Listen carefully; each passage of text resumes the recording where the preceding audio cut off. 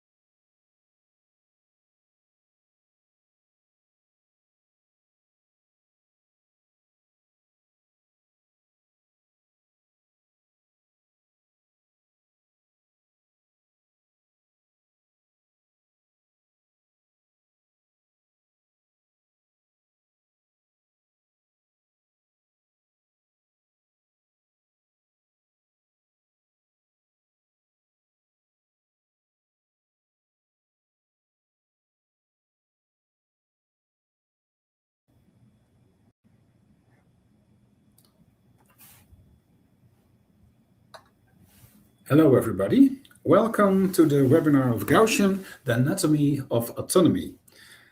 Very joyful that you're all come here today. We waited a few minutes to let some people in, so I think now most people that want to join this webinar are inside, and let's start.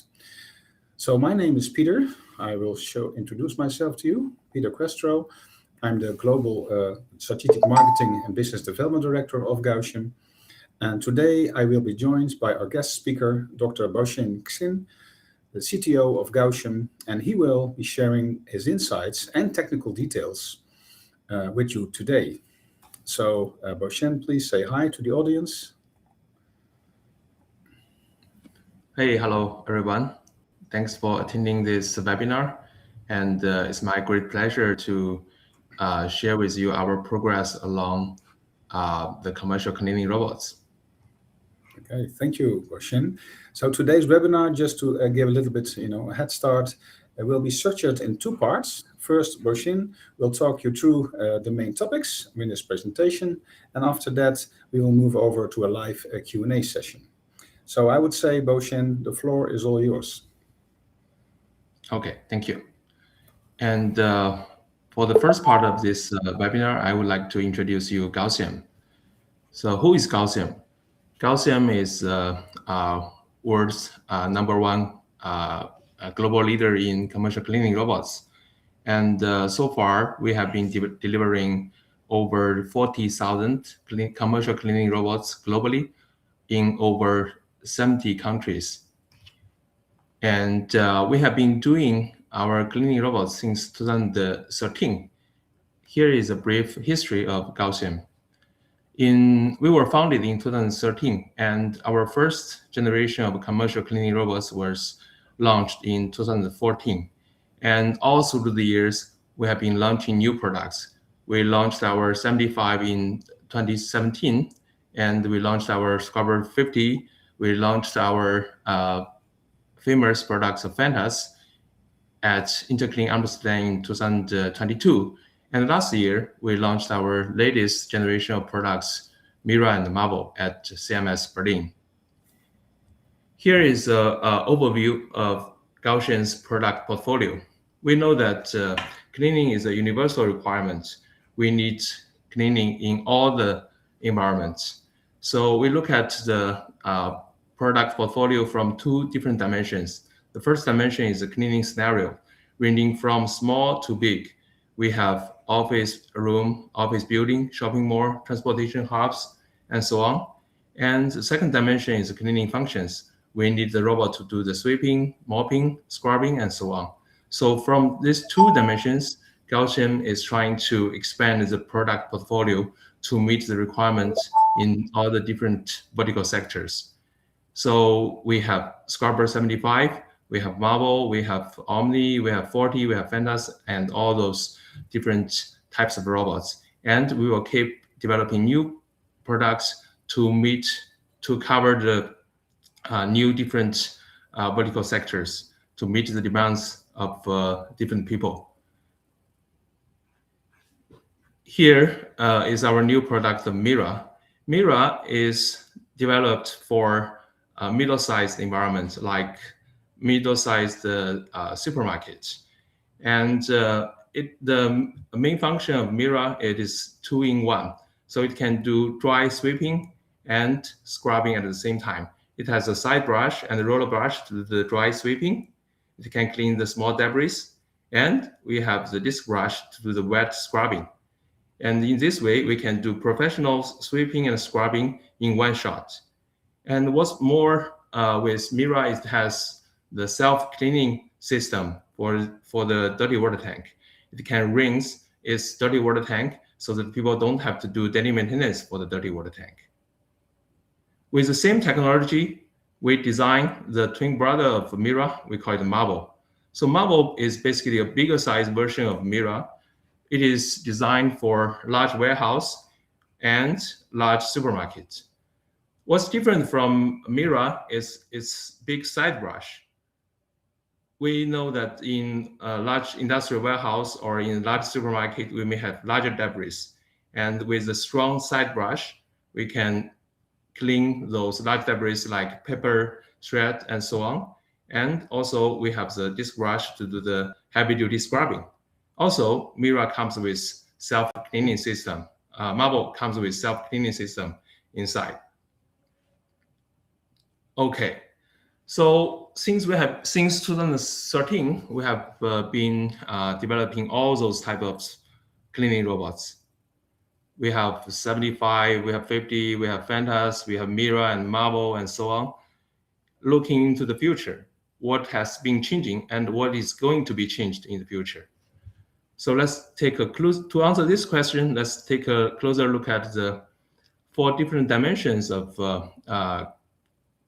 commercial cleaning robots, which is cleaning mode, intelligence, deployment, maintenance. We think these 4 dimensions are the most important 4 dimensions for commercial cleaning robots. And with these 4 dimensions, we divide this commercial cleaning robots evolution into 3 different stages: the basic stage, the autonomous and intelligent cleaning stage, and the 3D space cleaning stage. Back to 10 years ago, when we first launched our commercial cleaning scrubbers, we only have one single mode, which is scrubbing. And at that time, we have no online path planning, or we have very limited path planning. The robots mainly follow the predefined path to do its job. And also, to make sure the robot is safe, we have to draw a lot of watcher wall so that the robot doesn't go to dangerous areas. And also, in the very beginning, the robot doesn't really have a workstation. It relies on human to do the manual charging, to refill the water. And also, we have a lot of hassle to do the daily maintenance for the roller brush, for the dirty water tank, and so on. But now it comes to the new generation of products. With Mira and Marble, we are able to have multiple cleaning modes integrated into one machine. And also, the robot is equipped with better intelligence. It can do autonomous object recognition. It can do better online decision making, and it can also do intelligent cleaning. For the deployment method, we come up with remote deployment and also certain type of zero or light deployment to support out-of-box usability. Here, when I talk about zero or light deployment, I mean we don't really need to do any deployment, or we only need to do very little deployment. And for the maintenance part, with the help of workstation, we can do automatic charging, refilling, and also with the help of the self-rinsing system, you can do self-cleaning with the docking station. And moving forward, We are also looking into putting robotic arm onto the mobile base so that we are no longer limited to 2D floor cleaning, but we can extend the scope into 3D space. We can do cleaning for the vertical surface like the glass wall. We can clean the toilet and so on. So to sum up, we think the most important features for the new generation of robots are fourfold. First is cleaning modes. We need to have multiple modes integrated. For the deployment of the new generation of robots, we need to support remote deployment or light or zero deployment. And for the maintenance, we need to help the human out.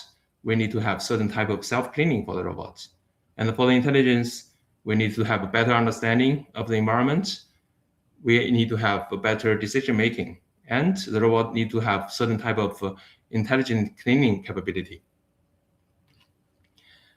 Now let's take a look at our work along these different dimensions. So first is with remote deployment. Right now, when we are talking about deployment, deployment work is usually done by professional engineers. But when we want to deploy hundreds or thousands of robots at a batch, we don't have so many professional engineers on site. Is there any way we can bypass or go around this issue? So here we come up with the idea of remote deployment. With remote deployment, we can lower the deployment cost. We can deploy robot at a batch. So the idea is, instead of using professional engineer to do the mapping and map editing on site, we ask the janitors or the cleaners to do the mapping. The cleaner just need to push the robot around environment, and the robot can do the mapping by itself. After that, the robot will upload all the data to the cloud, and we can build a 3D model of the environment with a LiDAR point cloud and also with the camera mounted on the robot. Then the engineer from the backend can do the map editing, and according to the color and the point cloud from the 3D map, and also they can do the to draw the path to set the tasks in a remote way. So in this manner, we separate the mapping process and the map editing process so that we can do the deployment at a batch. So this is our idea of remote deployment. But is there any way we can do better? Yes, of course. We are thinking to do a mode called drop and go. So here is a video about me introducing drop and go at the ISSA show last year. So the idea is, imagine we are inside a ever-changing environment like a ballroom. We have the chair and table moving all the time.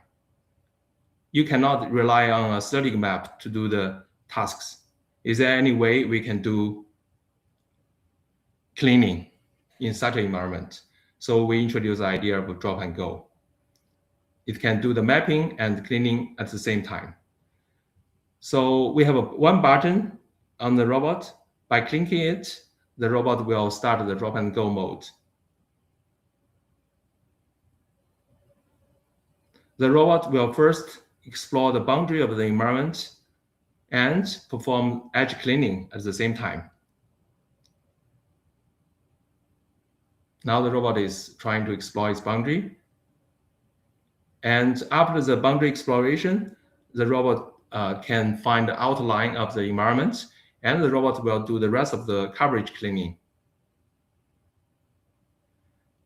After the robot performs the coverage cleaning, it will generate the task report together with the map, newly generated map.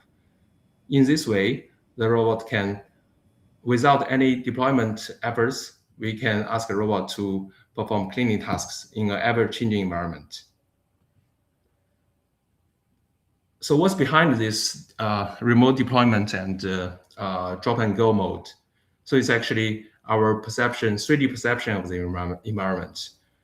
From our product of Omni and the new product of Mira and Marble, and also future products, we will all equip our robots with 3D perception, including 3D LiDAR, 360 degree of LiDAR, and the 360 degree of cameras, with the premium set of sensor suite.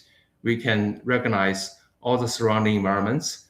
We can detect all the possible hazards so that the robot can navigate in the environment in a safe way. Beyond deployment, people are troubled with a lot of the maintenance work. We designed the cleaning robots to help people from the daily cleaning work, but now people are stuck in the daily maintenance work. People have to do the maintenance for the roller brush, for the side brush. People have to clean the dirty water tank. People have to clean the suction pipe to prevent it from stuck. So all those efforts are hassle. We are trying to remove human. Since we are trying to remove human from the loop, we need to find ways to mitigate these issues. And here is an example of Fantas doing self-cleaning for the dirty water tank, squeegee, and suction pipe. After the Fantas finishes its job, it will go back to the charging station. And automatically, it will do the battery charge, and it will refill the fresh water and let go the dirty water. Then we go to the self-cleaning mode. So the charging the workstation will add the clean water to the sink, and the suction pipe, the robot will suck the clean water through its squeegee and the suction pipe to the dirty water tank. And we do this type of self-cleaning for several rounds. Then the squeegee suction pipe together with the dirty water tank will be cleaned. With this way, we can save human from doing this daily maintenance for these parts. But we still have a lot of work to do. We need to find ways to clean the roller brush. We need to find ways to empty the trash bin by itself. So along all the way, we need to reduce the human efforts to minimum. So we still have a lot of work to do, but we are on this direction. And now let's talk about the intelligence. Intelligence is the most important part for the autonomous cleaning robots, together with the cleaning capability. So there are two folds of this intelligence. The first part is autonomous navigation. Since the robot is running in quite complex environments, it has to be able to localize itself. It has to be able to detect all the possible types of environment, and it has to be able to coordinate with human and cars. And besides that, the robot has to be able to recognize certain type of trash or stains. It has to be able to evaluate the cleanliness of the environment. So only with this capability, the robot is called an AI robot. And here we show our capability with Omni. So Omni can detect all these type of human vehicles, escalators, carpets, wire detection, billboard. As we know, it's never easy to cover all these long tail corner cases. But through as time goes by, we are able to recognize all of them. And the second part is with intelligent cleaning. Instead of doing traditional cleaning to cover all the areas, we ask the robot to detect the trash so that the robot can do on-spot cleaning. And through this way, we can maximize the cleaning efficiency by 4 times. After looking at the video, now let's take a hardcore view of what's intelligence and what's behind it. So actually, there are three core foundational elements for true AI. We call it algorithm, data, and computing power. It's a trio. And we take very serious about intelligence, and we try to make the most intelligent robots. For the algorithm part, we have been keeping learning from the autonomous driving industry, and we keep implementing the most advanced algorithm. And from there, we have the omnidirectional bird eye view perception. We are able to detect over 100 semantic types of objects. And we developed the occupancy network, the generic object detection, so that we are safe for all types of objects. And we use the large visual model for high-level reasoning. Excuse So me. this is our To interrupt you, Gausium, can you perhaps explain the audience what a LVM means for people that are on my level of understanding? Yes. So LVM is short for language visual model, which means which is the latest progress in AI field. So given a picture, the robot is able to tell what is inside the picture, what kind of scenario, and also what should the robot do. Okay, that's very clear. Thank you. Thank you. Please Yeah, continue. thank you, Peter. Yeah. So the second part is with the training data. So the training data is actually plays a very important role in intelligence. We are always kidding. The more data you have, the more intelligence you have. So data is a carrier of knowledge and is a carrier of intelligence. Luckily, Gaussian has the world's largest commercial cleaning robot fleet, and we have the luxury to have the world's largest commercial cleaning dataset. And for the industry standard, for each object recognition task, people use, let's say, 50K annotated data. But for Gaussian, we use more than 1 million annotated data for each task on average.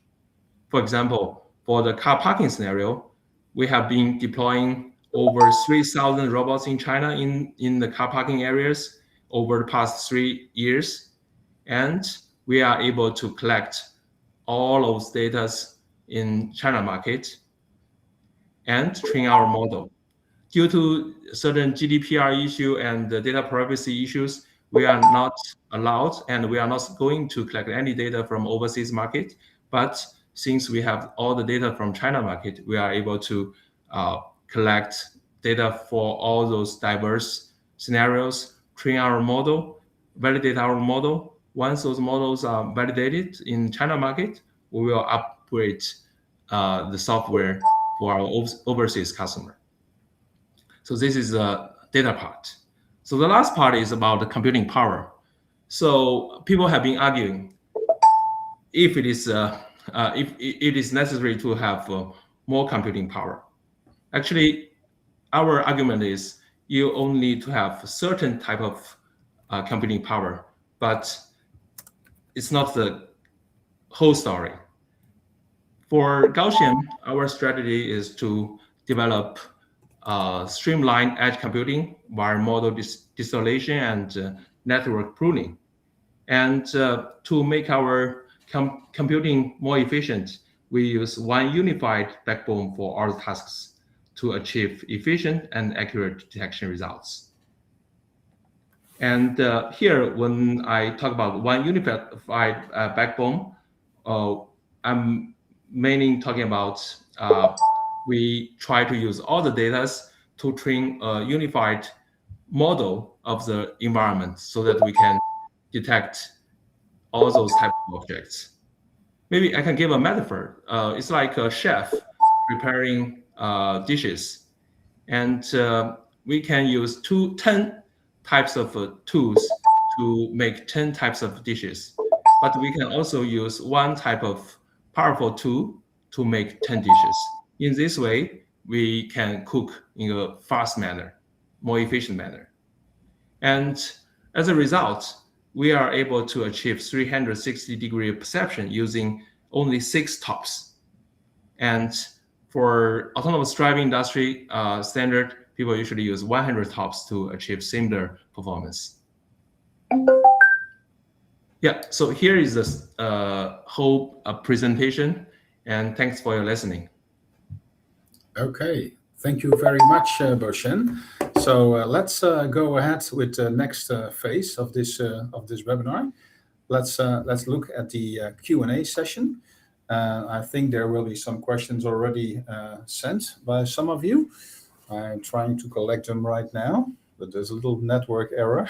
You always will see this, of course. Too many people are online at this moment. But here I see one. So here I have a question. Advanced technology compared with other brands. So this is from Jim. Okay, Jim, thank you. In case I need changes in the map after a while, how can you manage that without being on location? Okay, so basically there are 2 questions. How can we compare to other brands? And so from our understanding, we have Gausium has been pioneering the industry, and it's never an easy task. And luckily, we have a lot of other good companies who is also developing good products together with Gausium. And the Gausium strategy is we deploy most of the fleet. So we have the largest data set. And with the largest data set, we can develop the smartest algorithm. So this is our strategy number 1. So strategy number 2 is we are expanding our product portfolio. Gausium has the most complete product portfolio to meet the customer requirements from all different sectors, whether it is in hotels, whether it is in transportation hubs, whether it is in industrial park. We all have the most suitable products to cater people's requirements. But up to now, there's no other company can offer such complete product portfolio. So this is my answer for the first question. And but luckily, I think together with other companies, we are making a better industry, and we can deliver better products. And for the second question is, we still need to do map changes, map editing after a while. So Gausium has developed the map updating algorithm so that the underlying the Gaussian SLAM technology, we are able to update the maps by itself.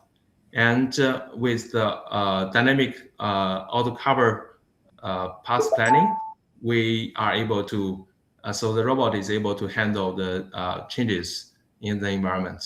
But of course, to a certain extent, if the environment changes too much, for example, the shelves or the let's say the furnitures all disappear, or it's a totally different world, the robot can still not able to handle those so far. But we are moving to better capability. Wow, thank you. Very clear answers, Boshen. I think this is very, very clear. In the meantime, I have another question from Daniel. He says, I see you have a very wide assortment in cleaning robots. Do they all have the same user interface?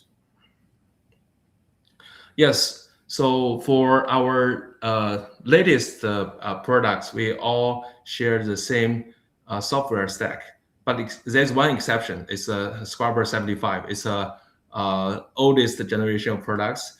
We keep it as its own. But for the rest of the products, we all share the same UI. We share the same algorithm. We share the same way of operation. In this way, we can develop better products in an efficient manner. And also, those different types of objects, they can share the data. So we can build a better algorithm altogether. Okay, I think this is also very clear, and I think it's also very practical, to be honest, for operators in the field to have the same user interface. And in the meantime, I've got a question from Watson. How are your robots technically dealing with glass doors? Oh, glass doors. Glass Mhm. doors is a nightmare actually. We have been trying different ways to deal with glass doors. So for in the very beginning, people use ultrasonic to detect glass doors, but it's not 100% safe. And later on, we use uh, deep learning to detect the glass door, which means when from the cameras, from human eyes, we are able to recognize the glass door, and we are able to recognize the boundary of the glass door with the floor. And from there, we know, oh, this is a dangerous area. You should not go there. But there are certain type of glass door that is hanging there. It's not touching the ground, and it's hard for the robot to tell the boundary. In this way, we use LiDAR. We use certain type of LiDAR to detect the glass door. And also, if the customer allow, we may stick some of the patterns onto the glass door. Let's say certain infrared stickers, so that the robot will be able to be better recognize those glass doors. Yeah, there are several types of techniques, but with only with the approval of customers, we can implement all those techniques. Okay, thank you very much. I think we don't need any echolocation anymore for this, so this is very good to hear.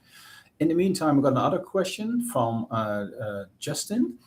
This new robot called Mira, why doesn't it have a roller brush for scrubbing, but pads and disc brushes on the end? Oh, okay. So this is a good question. So we from the cleaning industry, I must confess I'm not from the cleaning industry in the very beginning, but I learned a lot from the cleaning industry. So we know that roller brush, the advantage of roller brush is it can pick up the small debris while doing scrubbing. But the when it comes to scrubbing performance, we still prefer disc brush over roller brush because the area that the disc brush can touch the floor is bigger than roller brush, and you can have basically more time to do the floor cleaning with disc brush. So in a nutshell, disc brush has better scrubbing performance than roller brush. Okay, thank you. Yes, I totally agree with you. I'm coming from the cleaning industry, and I could not have said it better than you do. So, in the meantime, I have a question from Andy. What is your biggest advantage in technology compared to other brands? That's a deep question. Oh yeah, I think I've answered this question, but I can repeat myself. So first of all, we have the most complete product portfolio. Mhm. So we have, as I've shown in the slides, we have robots ranging from small to big ones, and we are able to cover the cleaning requirements from different sectors. This is the first one. The second one is since we have the largest fleet, we have the biggest data set. And with the help of the biggest training data, we are able to develop the most accurate algorithm for object recognition. This is the number two. And for number three, we are keeping we are keeping developing new technology such as remote deployment, drop and go, and we are keeping borrowing the idea from autonomous driving industry to make the robot smarter. For example, we use the large language visual model to help the robot to better seeing understanding. Yeah.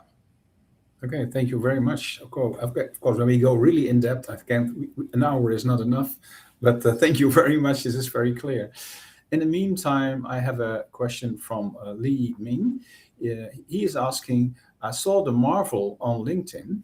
Is this your biggest robot, and does it replace the Scrubber 75? Actually, it's a good question. Oh yeah.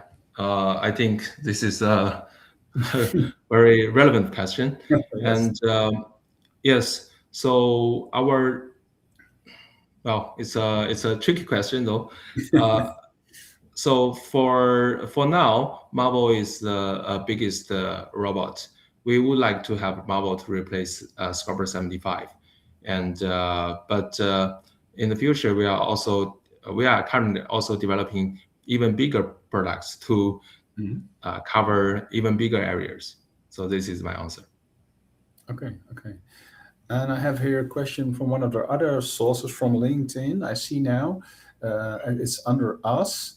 If Gaussium and its two major competitors would start a trial period with the same customers and in the same facility, what performance metrics could set Gaussium apart? So what's the difference? So where can we distinguish ourselves? That's what I understand from the question.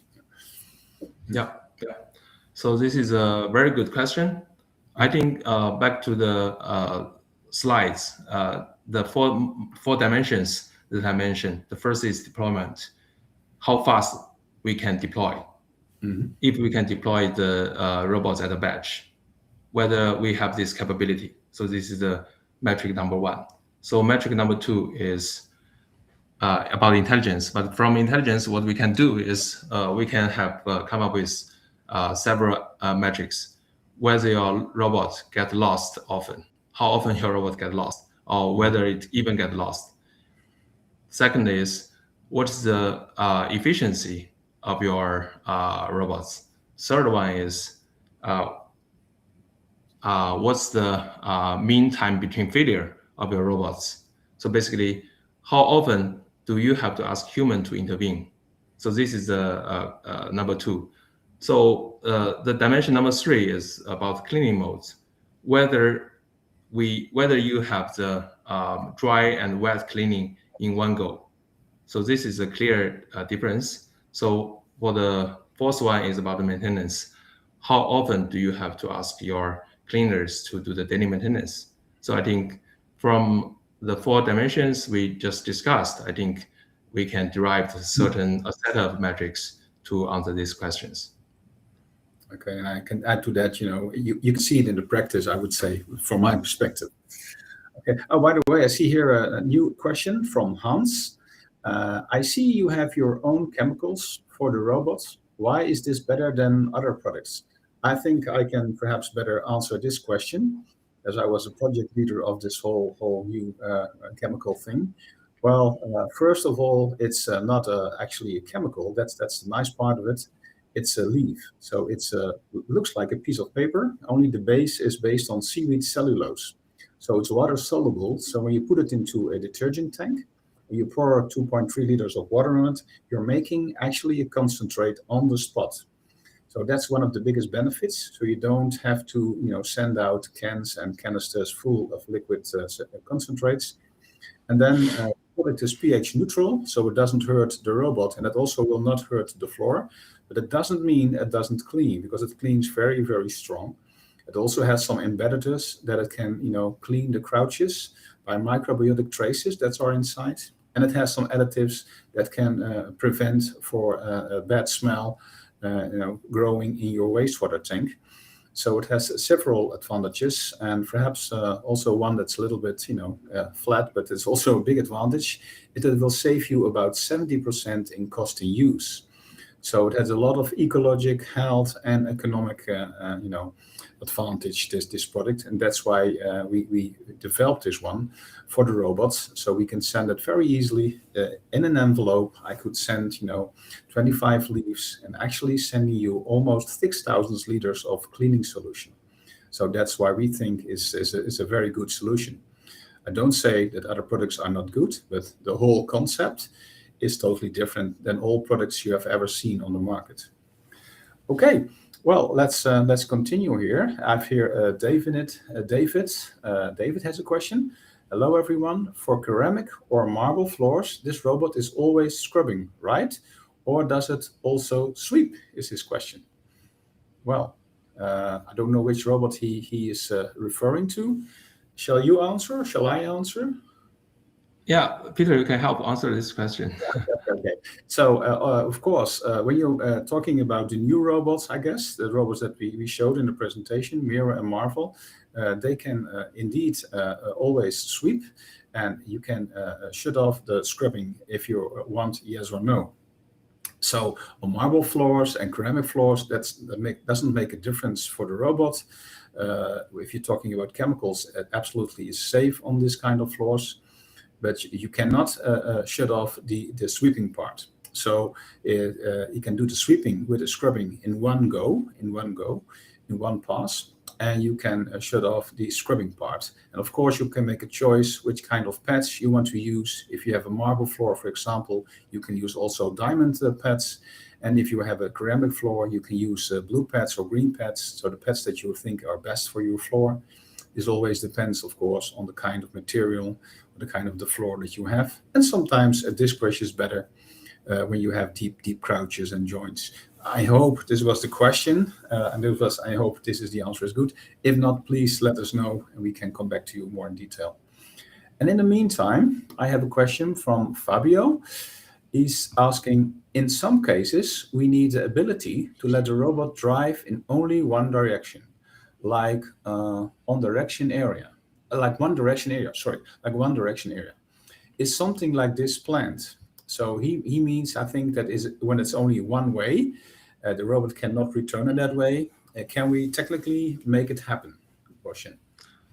Yes, very good question. And yes, the answer is yes, we can make it happen. I can share with you about a scenario in car parking area. So there is actually direction for the lanes, and our robot is only allowed to follow the direction of the traffic so that it will be safer. And we planned our path to obey the traffic rule. So in this way, we can do the one direction planning. And I'm not sure whether I answered the question, but this is what we are doing. Okay. Well, I guess we're almost running out of time. So I think we had some very good questions. It's a little bit more than 10. And if your question was not answered during this session, then you can always let us know. So we can ask you after the session.